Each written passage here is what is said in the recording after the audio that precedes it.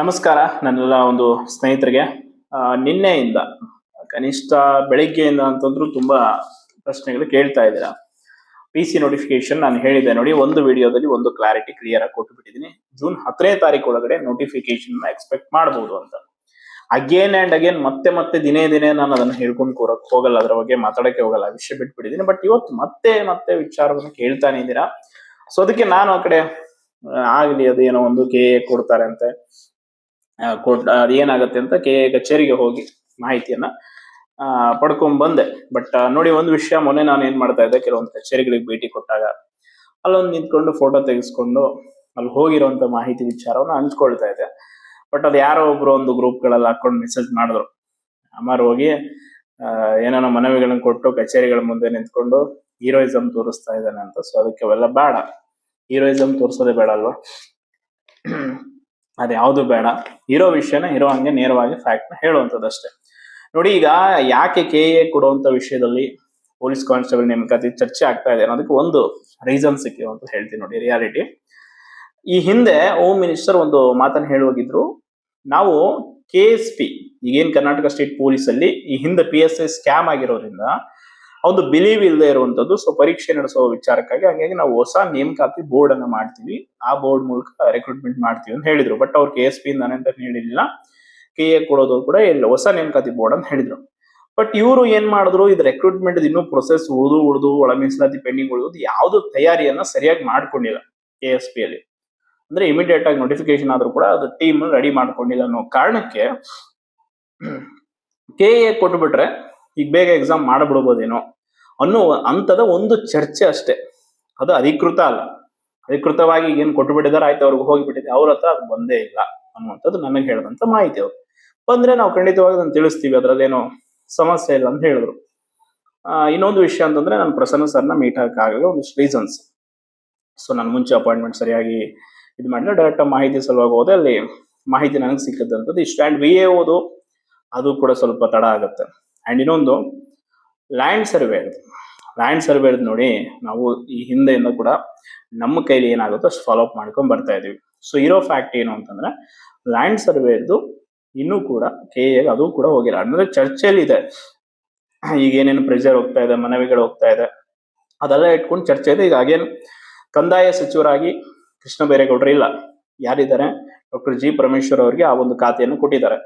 So ಅವರಿಗೆ ಇನ್ನಷ್ಟು ಒತ್ತಡವನ್ನು ಹಾಕುವ ಮೂಲಕ KA ಕೊಡೋ ರೀತಿ ಮಾಡಬಹುದು. ಅಂದ್ರೆ ಒಂದು ರೀಸನ್ ಇಷ್ಟೇ, ಒಂದು ಪಾರದರ್ಶಕವಾಗಿ ನೇಮಕಾತಿ ಆಗಲಿ, ಒಂದೊಳ್ಳೆ ಪೋಸ್ಟ್ ಬಹಳ ದಿನಗಳ ನಂತರ ನೋಟಿಫಿಕೇಶನ್ ಆಗಿದೆ, ಇಷ್ಟೊತ್ತಿಗೆ KPSC ಅದನ್ನ ಮುಗಿಸ್ಬಿಡ್ತಿತ್ತು, ಏನೋ ಕಾರಣಗಳಿಂದ ಅದು ಮುಂದಕ್ಕೆ ಬಂದು ಇಲ್ಲಿವರೆಗೂ ಬಂದು ನಿಂತಿದೆ. ಸೊ ಅದು ಒಂದು ರೀಸನ್.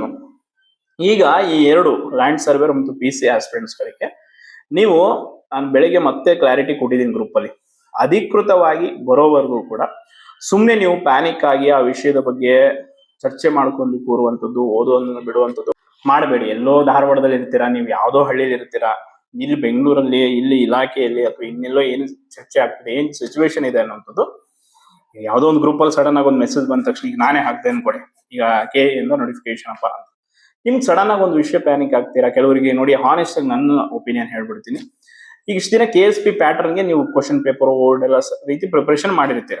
ಸಡನ್ ಆಗಿ KA ಕೊಡ್ತಾರೆ ಅಂದಾಗ ನೀವು ಸಡನ್ ಆಗಿ ಪ್ಯಾನಿಕ್ ಆಗ್ತೀರಾ, ಸಿಲೆಬಸ್ ಕ್ವಶನ್ ಪೇಪರ್ ಯಾವ ರೀತಿ ಬರುತ್ತೋ ಏನೋ ಎತ್ತ ಅಂತ. ಬಟ್ ನೋಡಿ, ಬಿ ರೆಡಿ, ನೀವು ರೆಡಿ ಆಗಿರಿ, ಪ್ರಿಪರೇಷನ್ ಮಾಡ್ಕೊಂಡು ಸಿದ್ಧವಾಗಿರಿ. ಸೊ ಅದನ್ನ ಕ್ಲಿಯರ್ ಕಟ್ ಆಗಿ ಹೇಳಿ. ಕೆಲವರು ಅಂತಾರೆ, ಯಾರು ನಡೆಸ್ತಾರೆ ಇದನ್ನೇ ಹೇಳ್ಬಿಡಿ ಅಂತ, ಈ ಚರ್ಚೆ ಇದೆ ಅಲ್ಲಿ. ಬಟ್ ನೋಡಿ, ನನ್ನ ಪ್ರಕಾರ ಆಲ್ಮೋಸ್ಟ್ KSP ಮಾಡುವಂಥದ್ದು ಹೆಚ್ಚು ಒಲವಿದೆ, ಹೆಚ್ಚಿದೆ. ಸೊ KAಗೆ ಯಾಕಂದ್ರೆ ಇನ್ನೂ ಬಂದಿಲ್ಲ ಅಂತಂದ್ರೆ KSP ಮಾಡಬಹುದು. ಇನ್ನೊಂದು ಇವತ್ತೇ ನೋಟಿಫಿಕೇಶನ್ ಆಗುತ್ತಾ, ಅದು ನಾಳೆ ಗೊತ್ತಾಗುತ್ತೆ ನಿಮ್ಗೆ. ನಾನು ಅದನ್ನ ಹೆಚ್ಚಿಗೆ ಏನು ಹೇಳೋ ಅವಶ್ಯಕತೆ ಇಲ್ಲ, ನಾಳೆ ಬೆಳಿಗ್ಗೆ ನಿಮ್ಗೆ ಗೊತ್ತಾಗುತ್ತೆ ಆಟೋಮೆಟಿಕ್ ಆಗಿ. ಸೊ ಇನ್ನು ಸಪರೇಟ್ ಎಕ್ಸಾಮ್ CRDR ಗೆ KSRPC ಅದು ಶೋರ್, ಅದಾಗಲೇಬೇಕು. ಯಾಕಂದ್ರೆ ಇಷ್ಟು ದಿನ ನೋಟಿಫಿಕೇಶನ್ ಕಾಯ್ದಿದ್ರೆ ಏಕೈಕಿ ಒಂದೇ ಪರೀಕ್ಷೆ ಮಾಡಿ ಮುಗಿಸ್ಬಿಟ್ರೆ ಅವಕಾಶ ಸಿಗೋದಾದ್ರೆ ಎಲ್ಲಿ ಸಿಗುತ್ತೆ, ಏಜ್ ರಿಲ್ಯಾಕ್ಸೇಷನ್ ವೇಸ್ಟ್ ಆಗಿ ಹೋಗುತ್ತೆ. ಸೊ ಅದು ಒಂದು ರೀಸನ್ ಇದೆ, ಈ ಎಲ್ಲ ಕಾರಣ ಇದೆ. ಅದನ್ನ ಹೊರತುಪಡಿಸಿ ನೋಡಿ, ಬೇರೆ ಯಾವ್ದು ನೋಟಿಫಿಕೇಶನ್ ಸರ್ಕಾರದ ಮಟ್ಟದಲ್ಲಿ ಸದ್ಯ ಚರ್ಚೆಯಲ್ಲಿ ಇಲ್ಲ. ಕಾರಣ ಸಚಿವರು ಇನ್ನು ನೋಡಿದ್ರಲ್ಲ, ಕೊಟ್ಟಿರೋ ಖಾತೆಗಳಿಗೆ ಕಿತ್ತಾಡ್ತಿದಾರಲ್ಲಿ, ಅವೆಲ್ಲ ನಡೀತಾ ಇದೆ. ಸೊ ಅದೆಲ್ಲ ಇದೆ. ಇವತ್ತು ಪತ್ರಿಕೆಯಲ್ಲಿ ನೋಡಿದಿರಾ, ಇವೆಂಟ್ ಆಫ್ ಕ್ಯಾಲೆಂಡರ್ ಮಾಡಿ ಜೂನ್ 18ಕ್ಕೆ ಮೀಟಿಂಗ್ ಕರೀತಾ ಇದಾರೆ CM ಅವರು, ಅಲ್ಲಿ ಚರ್ಚೆ ಆಗುತ್ತೆ ಅಂತೆಲ್ಲ ಇದೆ.